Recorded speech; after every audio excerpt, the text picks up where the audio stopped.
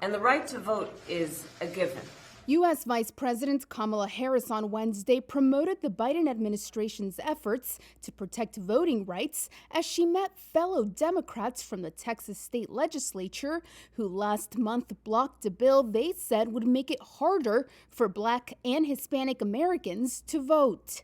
President Biden and myself and our administration are here to make very clear that we will do everything in our power as an administration to lift up the voices of those who seek to preserve the right of the people to vote. President Joe Biden this month appointed Harris to lead the charge against Republican state lawmakers across the country seeking to enact voting restrictions that White House and civil rights groups say would make it harder for Americans to vote. What we are seeing are examples of an attempt to interfere with that right, an attempt to marginalize and take from people a right that has already been given. We are not asking for the bestowal of a right. We are talking about the preservation of a right.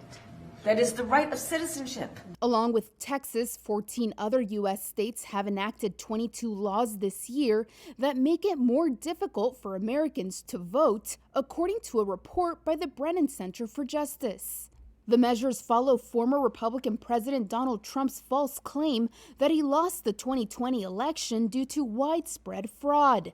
The Texas Democrats who joined Harris staged a walkout in May to deprive Republicans of a quorum needed to pass a voting bill. A quorum is apparently not present.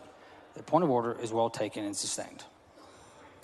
But Texas Governor Greg Abbott, a Republican, vowed to add the bill to a special legislative session later this year. Under the Texas proposal, drive-through voting would no longer be allowed.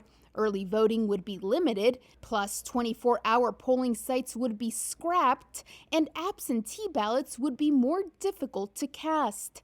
To combat that bill and others, Harris plans to bring together elected officials and concerned Americans to build a coalition to work on voting rights and will seek legislation that improves access to the ballot box.